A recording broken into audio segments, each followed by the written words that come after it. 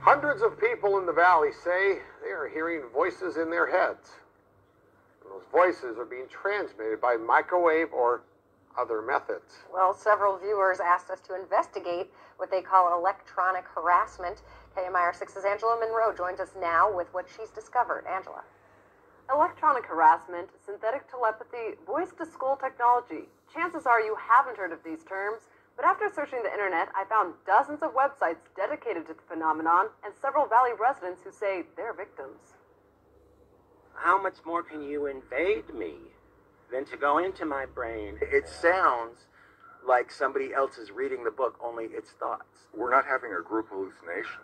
This is actually something that's happening. These men all live in the area, didn't know each other before the voices started, and say someone is playing mind games with them. Mostly it's a lot of derogatory comments about whatever you're thinking about. Only time I ever had a whole sentence, he said, "This is not about you," which just frosted me.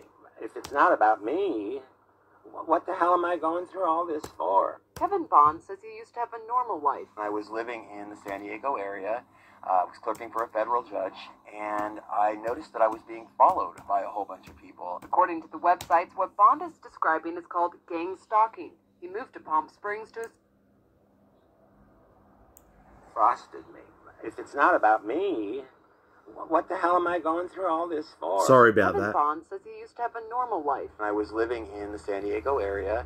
I was clerking for a federal judge, and I noticed that I was being followed by a whole bunch of people. According to the websites, what Bond is describing is called gangstalking. He moved to Palm Springs to escape. I started hearing, as you'll hear, hearing voices, and what they'll call voice-to-skull or microwave hearing. Bob Stansfield says his experience was similar and started a decade ago. They were active in following me around here, and I started hearing the voices a little bit after the vehicular stalking. Randall Ringer says the voices started when he was undergoing chemotherapy. The first thing that was said was, "Randall Ringer."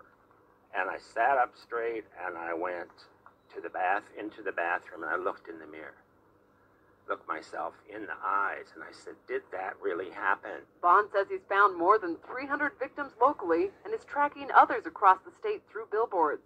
In Johnson Valley, a Freedom House just opened to help people who believe they are being targeted. To many of you who find yourselves the object of covert harassment, that there is hope and that you are not alone, and that we are striving to find legislation and we're working towards freedom for all. Derek Robinson leads a national group called Freedom from Covert Harassment and Surveillance. He says he knows who's playing mind games. Rogue government officials that are sponsoring this, also corrupt business officials, and private citizens. And he also told us how. Most of it is delivered by microwave, and I believe it's satellite delivered, whether someone is on a remote location using a laptop or next door using the desktop. Bond says neurotransmitter chips that run off body electricity have been inserted into some people. And they assign cell phone numbers to them.